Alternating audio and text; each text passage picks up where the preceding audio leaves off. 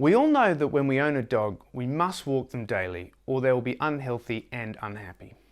Everyone knows that. But yet for some reason, we don't treat ourselves as well as we treat our dogs. We don't think we need a daily bit of movement or we'll be unhappy and unhealthy. It just doesn't seem to click for some people. What many people I see don't seem to appreciate is how big a role it is playing in their overall health and happiness, which I cover in detail in another course called The Foundation to Health and Happiness. Though specifically for weight loss, the basic scientific premise is that losing weight is more effective if you add in more movement in both the short and long term for a number of reasons. When you exercise, you burn energy and calories to do that. Sadly though, the truth is exercise doesn't burn that much. For example, 10,000 steps is about 400 to 500 calories a day. 45 minutes of back-to-back body weight exercises is about 500 calories. Interestingly, this is the same as cleaning your house for 2 hours. So if you turn on your favourite music and have a bit of a boogie, have a bit of a groove, you can burn heaps of calories. Gardening for an hour and a half or 40 minutes of rock climbing will also burn about 500 calories. So whilst you don't burn a lot, there are many ways to do it, so explore what you find enjoyable, and some is definitely better than none. When you exercise, you change your composition of your body, and that's the other important feature.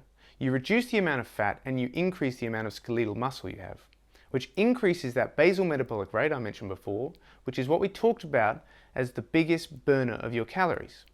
So that means you, just by putting on a bit more muscle, burning off fat, you can burn more by doing nothing. It obviously has a big range of other benefits on your body and your mind. For example, being active is an extremely effective treatment for reducing our cravings, and it helps to improve our emotional health. It helps depression and lack of motivation. It's as effective as psychotherapy and medication in managing depression. So the more you do it, the less depressed you feel and the more motivated you become, which obviously is going to help your weight loss journey.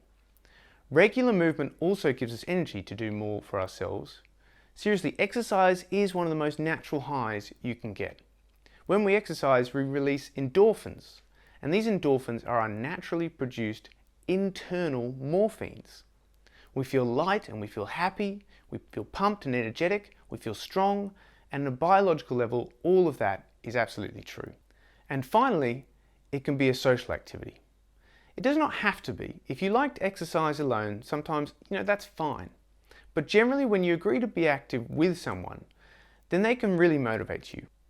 The evidence shows that those who decide to change a habit with someone, perhaps losing weight or moving more or eating better, get better results than those who go it alone.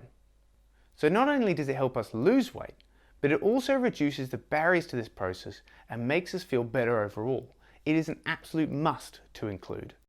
So how much should we do?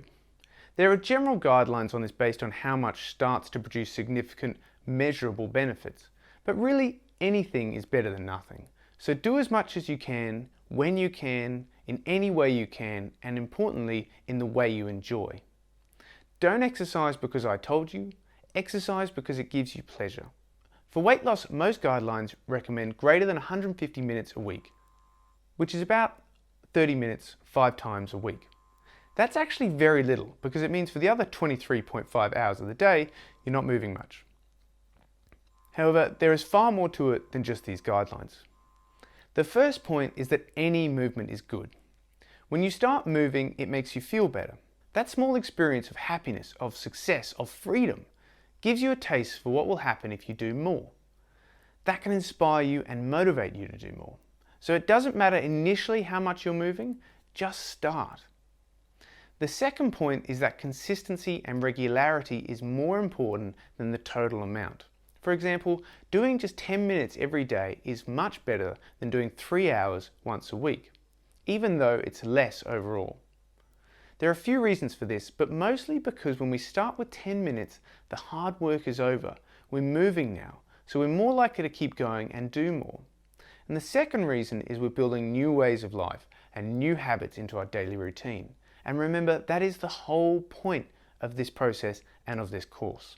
The third point is if you're going from being really inactive to moving more, take your time and build up that amount slowly. If you push yourself too hard with too much load on your body, like lifting too many weights or running too far, you're going to injure yourself most likely. So progressively get your body into it. Start low and go slow. If you really have little experience moving regularly or in a certain way, perhaps the gym or running or swimming or climbing or whatever it is that you choose on doing, think about getting a coach or a professional to help you initially. They are an invaluable resource, and by learning proper technique to begin with, you'll do the exercise properly, your body will respond better, and you won't hurt yourself. The fourth and final point is not just about how much we move, but is also how little we stay sedentary and inactive. Many studies have shown that being inactive and being sedentary, like sitting on your chair at work for hours or watching TV on the couch for hours, is a risk factor for heart disease and obesity. This is independent of how much physical activity you do.